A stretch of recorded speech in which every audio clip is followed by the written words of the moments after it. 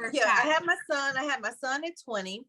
So at age 20, I was told that I was not going, basically wasn't going to amount to anything because I had a child. I wasn't going to be able to finish school, and I love challenges. So I was like, I'm gonna prove you wrong. I got this. And so I ended up going to State Tech at that time.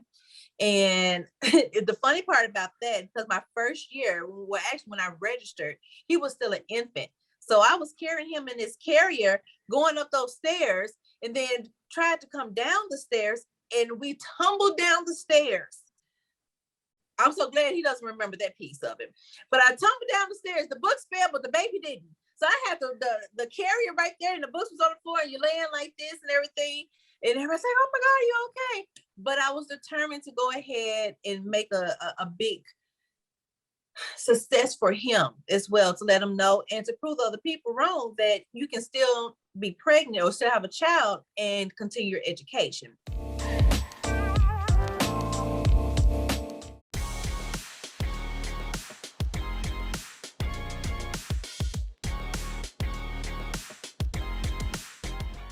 Hey everybody, I'm back with another episode of So What Success Stories.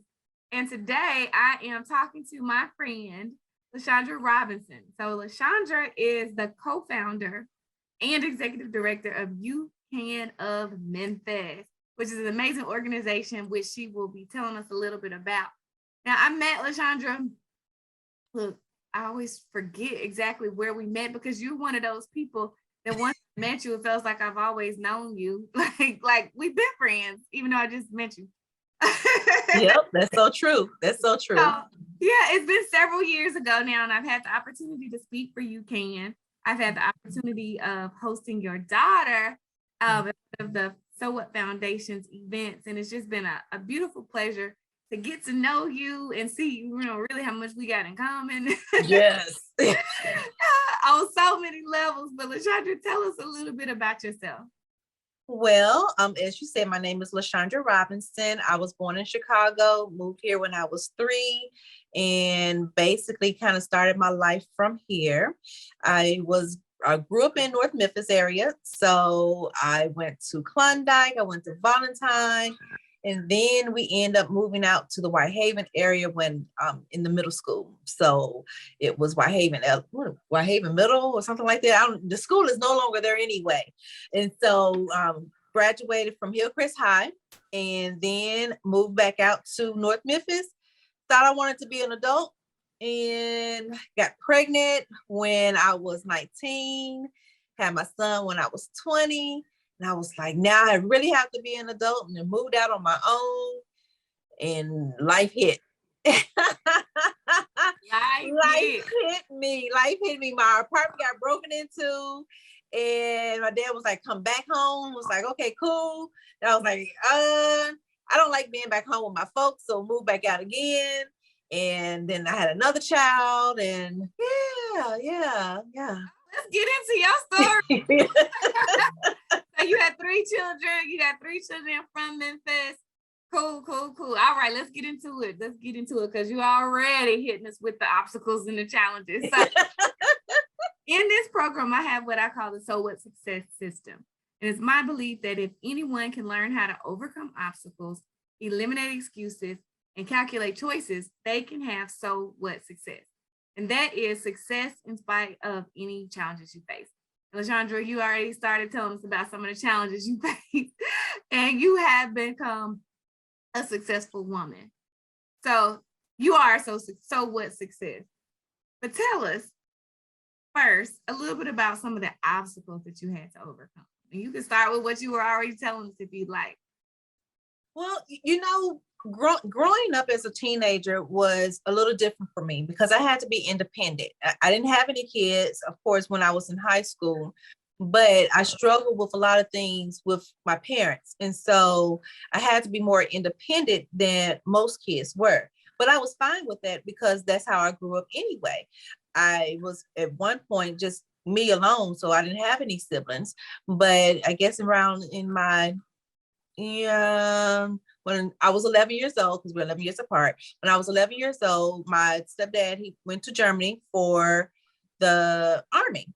and my brother was born. So when we came back to the United States, it was okay. Now you got to help watch your brother, and I did that, and it just became more of a challenge, but enjoyment, because at that moment kids were so sweet and stuff, and seeing him walk and all that.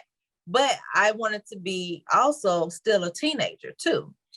But it didn't matter. I still was with family, so I'm a big family person as well, and trying to be an adult as a teenager, of course, you know this is kind of hard, and you are forced to be independent.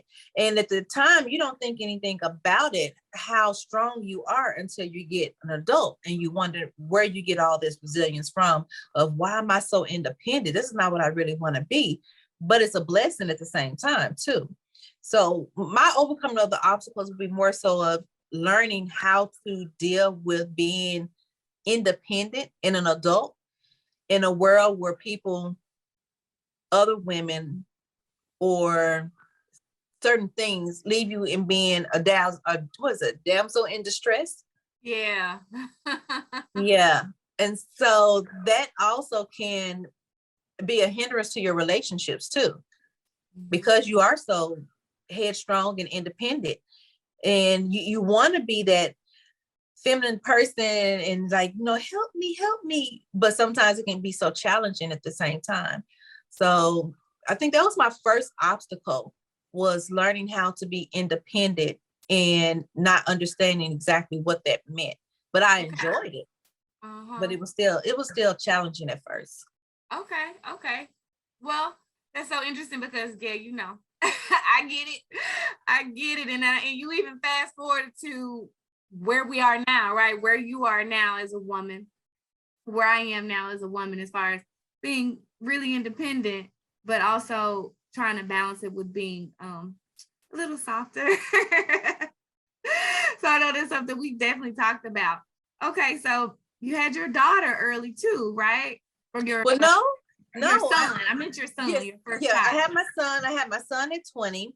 So at age 20, I was told that I was not going, basically wasn't going to amount to anything, because I had a child. I wasn't going to be able to finish school, and I love challenges. So I was like, I'm going to prove you wrong. I got this. And so I ended up going to State Tech at that time.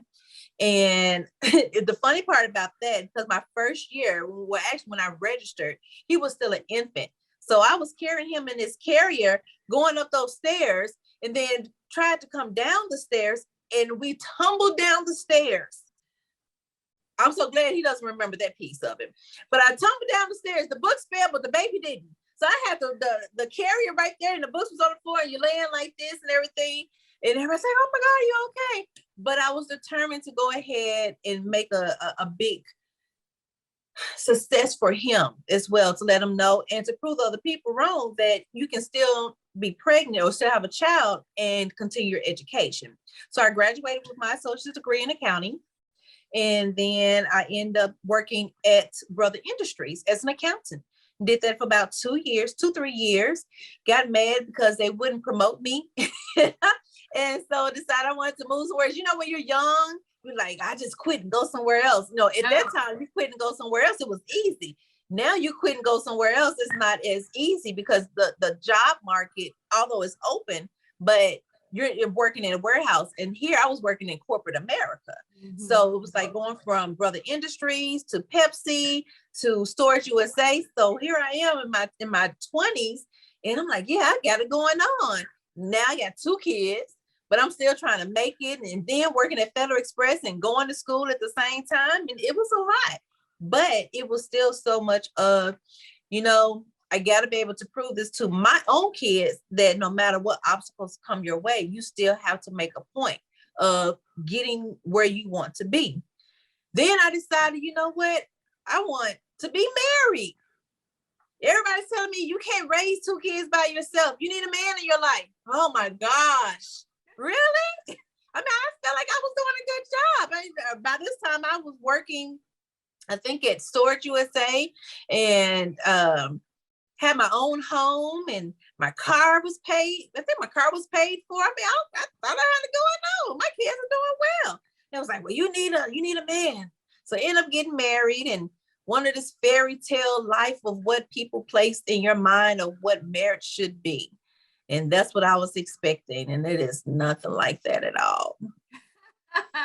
And yeah, we all have some interesting different, right, experiences. You said something, we definitely gonna get into that.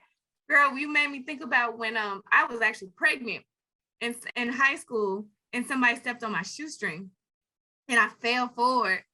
And yeah, I was so scared because you were scared of dropping your baby, and I was scared of falling on my stomach. I remember that. I vividly remember that. I was so afraid, and I did. I caught myself, so I didn't fall on my stomach. But yes, it was challenging. You know what? I might have been a little bit different from you in that when I was a young mom, I did want to be married because I was like, I know I need help. I really wanted help. And I was doing the same as you. I had a good job. I was working at the Grizzlies. You know, after I gotten out of college, I was working at the Grizzlies, and I had a house. I bought my house and I had a car. But I was like, I need a man to help me with with my son. And so I was probably a little bit different. I was like, I want to get married. And so I made the choice to get married probably a little earlier than I should have, and with the person that I shouldn't have, because I was there. But wait, here we are. We made it through and are better because of it. Made some good, I think, had some good learning lessons from it. Well, let me ask you this, Leshundra, tied to that and continuing the story. So the second part of the So What Success system is eliminating excuses. And yeah, you were a young mom with 2 kids, but you were like, I'm okay.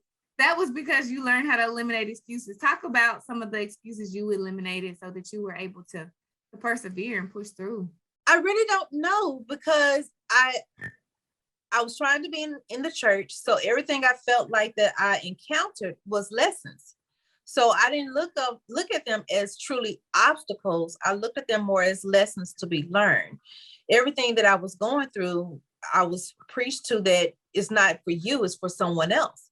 How can you help someone if you've never gone through it?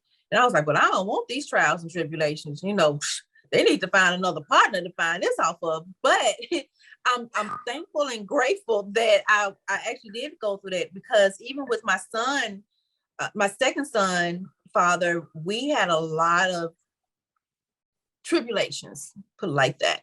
And as much as we wanted to work it out, it just wasn't working out for us. I mean, thankfully, I have 3 fathers, 3, as they call baby dads.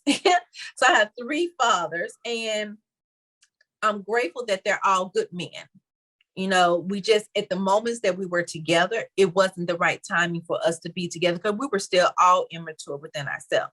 So we were learning who we were. And I guess you can say that was part of the obstacles right there. Learning who we were, thinking that we're grown and we have it together. However, that's not the fact. But learning how to deal with each other's personalities, how to communicate with each other, how to help each other to grow. But we didn't know anything about that, because when you're young, you're just thinking about yourself. So it's more so, I need to figure out what we need to do for me and then pay these bills. I'm not worried about anything else.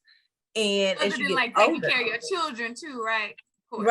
Right. So those obstacles right there was trying to live the life of being a good girlfriend, not even a fiance, you know, a good girlfriend, a good mother, a good homeowner, a good worker or manager. All those obstacles came apart when, as a woman, it's so, you get hit with just targets and stuff, and you're trying to dodge them all, but you can't. And so you get tired, but you can't portray that with your kids, because they're thinking like, what did I do wrong, when they want to just play. So you have to be strong, but at the same time, I was like, what does strong look like? So I was like, you know, mommy need a nap. You know, we mommy need time out. You know, y'all got time out. Mommy need time out. So those obstacles, I guess you can say, I call them lessons learned. But the obstacles are definitely there when you're trying to be that mother or that all around person, when sometimes you just need to step back and let other people help you.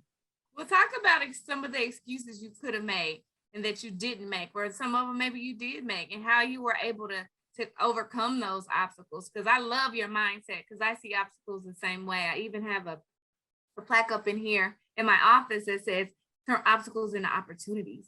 and you can only do it if you see the lessons in them. But you have to get past the excuses, because you could have easily said, I can't. You talked earlier about some challenges with parents. You talked earlier about, struggling and trying to be an adult, but you didn't let that hold you back. Talk about how you got past those potential excuses. Those potential excuses were definitely enablers for me, and could have been more of an enabler for me. But I had to know that I had to understand that I had boys who were looking up to me, because their father really wasn't in their lives. And so it was me. And so if I made excuses of why I didn't want to go to work, and then I have this man coming in and out my home, and they're looking like, well, what do you have? So I wanted to portray a person or be a role model for my kids. So as they got older and they got a woman, then they knew exactly what a woman should look like. They knew exactly what a woman should be doing in their home. And even now I go through a lot of stuff with relationships, and they see me cry, they see me upset, but they know also that this is not what it's supposed to be like. And I could have made a lot of excuses of saying, I'm just not going to do it anymore and continue to be on welfare. And there's nothing wrong with it. So I definitely don't want to put that out there, because I definitely had a lot of assistance. EBT was my best friend, shoot, I wish I could get something right about now. But I could have just been on that moment of saying, I want to get all the help that I can get from the government and just, chill back and make a lot of money doing nothing, or have more kids because, I got guys that want to hit up on me and I can get child support off of them. But that's not the life I wanted to lead for my own kids, to see them or to have me as their role model, because they didn't have a male role model. So I became their role model. And I wanted them to know exactly what it meant to understand the struggle, but how to overcome that piece of it too. Don't let the struggle become you. You overcome that struggle. And then you take what you overcame and you try to figure out, what did you learn from that so it won't happen again? And it may happen again, and that's fine. Sometimes you get knocked down 3 times and you got to get back up and be like, look, I'm tired of getting knocked down. Now I got to figure out what I can do. But you can't continue to let those excuses be there. So even like for my oldest son, when he tells me a lot of things and I say, okay, so what you going to do about it? And so then they come back to me. When I come to them crying about a relationship, okay, well, Mom, what you going to do about it? You can't use my words against me. They listen. And I like how you said, when you get knocked down or things will happen in life, but what did you learn from it? What did you learn from it? So that next time you can make a better choice. And that's the third part. So a success system is choices, calculating choices. Talk about some of the choices, the calculated choices that you've made throughout your journey to get to where you are and to overcome those challenges that you face. So I was married for 9 years. That's when I had my beautiful daughter, Maya. And I ended up getting a divorce for my own sake, for the reasons of what I messed up on.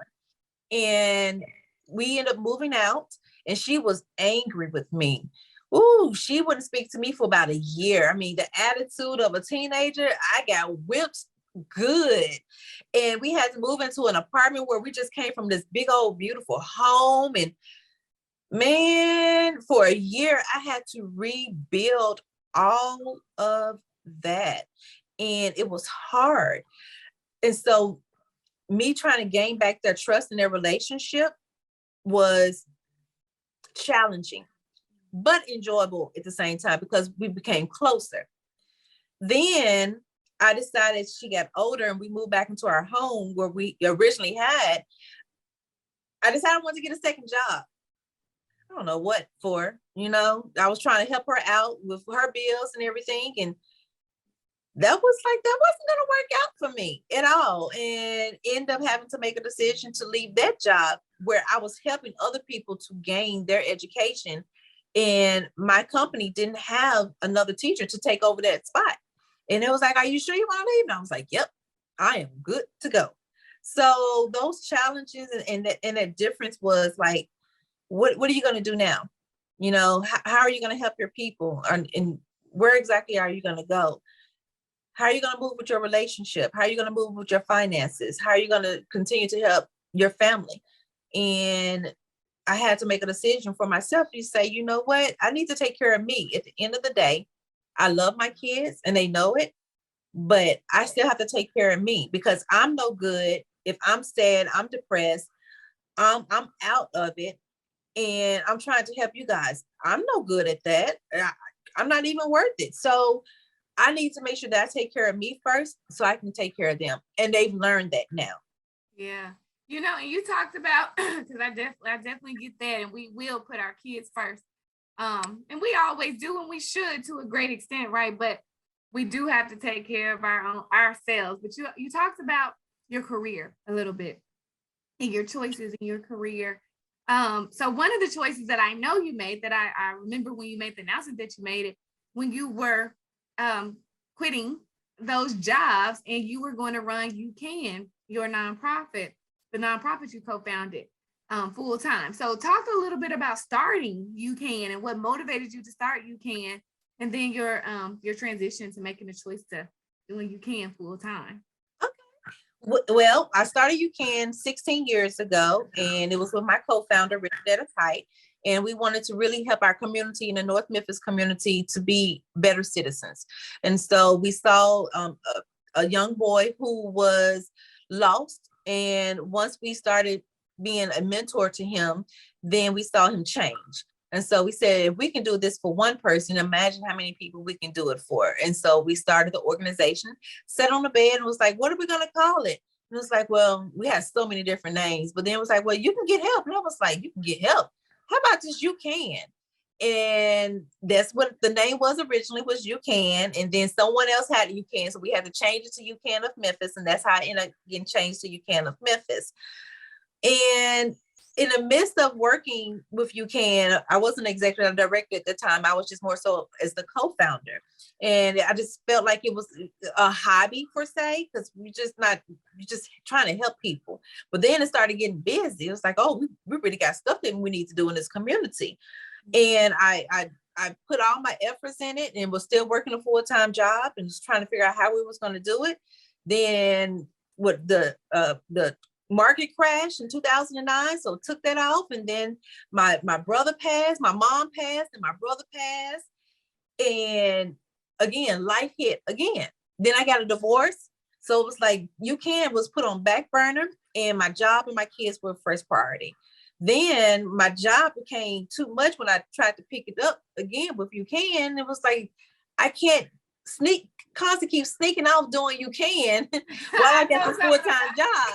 And I'm not getting paid for UCAN, but I'm getting paid on this full-time job, and they're gonna fire me.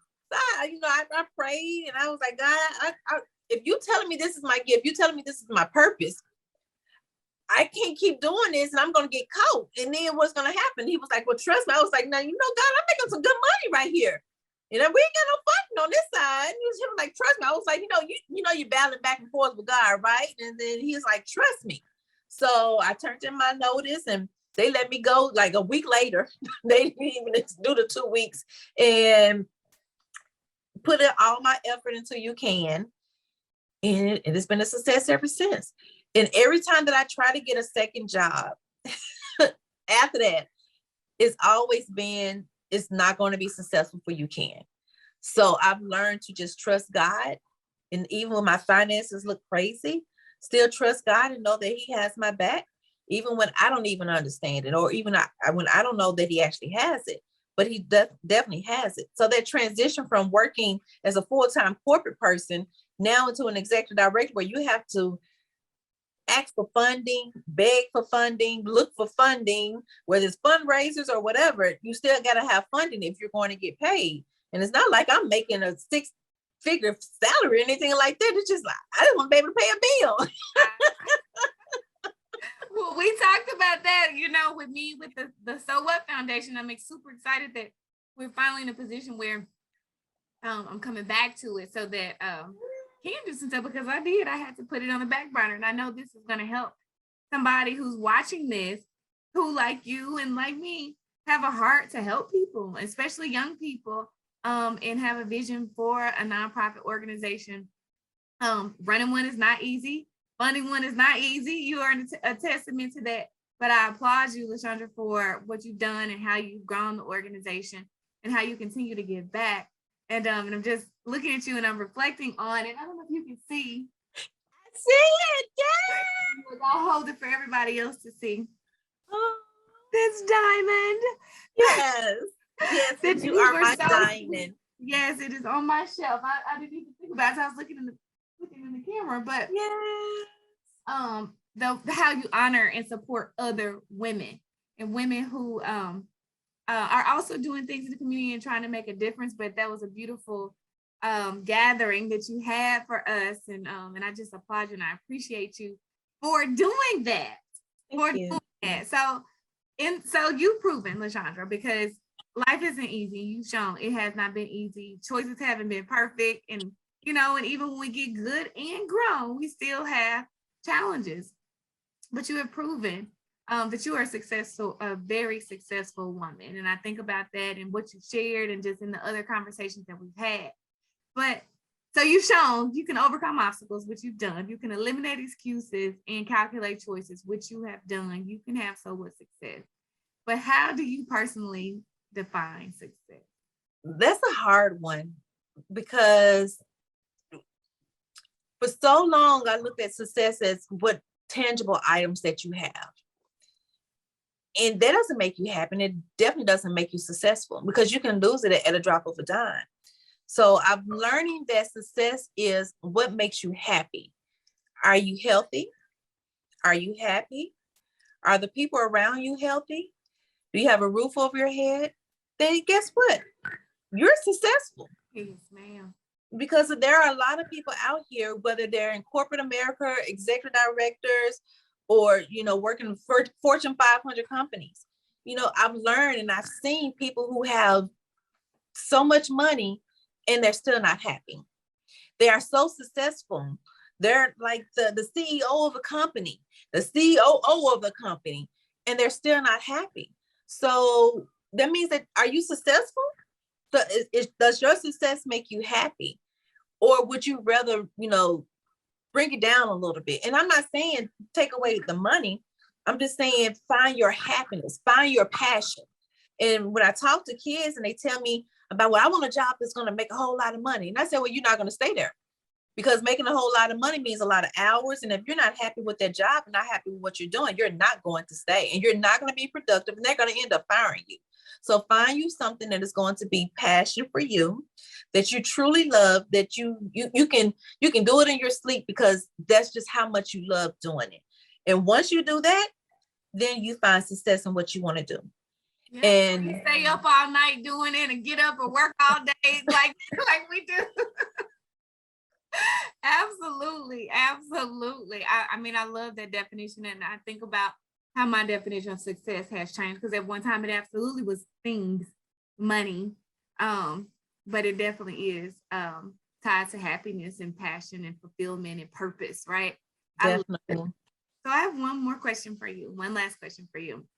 What advice would you give to someone watching this that wants to be successful, however they define success? Maybe they want to start a nonprofit or want to start a business. What advice, just general advice, you would give? And because you like I work with young people, maybe what's your best advice for somebody younger? Because we're young.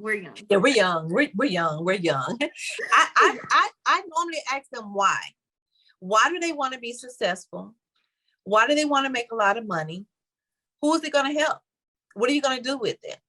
And if they just tell me, because I just want to be balling, well, then you know what? I love balling on a budget. I love going to Kroger with the $20, the sale for $5 for $10. That's balling on a budget. Guess what? If I didn't go over that, I did really good. I'm successful. So don't follow what social media say. And it's not even about social media. So I want to add that in, but also add, don't follow what other people do. Do what's in your heart. And there are a lot of people who may not agree with it, but they're not you. And if God placed it in your heart, then that's all that matters. He's going to pave a way for you to be successful in his eyes. and then it's going to show up in your eyes. So don't worry about what other people say. Don't worry about what other people are doing. Don't be ashamed or afraid to do something that someone else is doing as well. There are 5,000 plus nonprofit organizations out here, and some of us are doing the exact same thing. But guess what? We all do it differently. So there's a touch of you in everything that you do. So don't be afraid. Try it. And if it didn't work, you learn why, and then you go to something else. But definitely pray on it and then just move forward. Move forward. Just keep moving forward. Thank you, Leshundra. This has been an awesome interview, and I appreciate you sharing your wisdom. Thank you so much. And I look forward to getting together again soon. Yes, I'll bring a glass. Love you, girl. Thank you. Love you. See you later.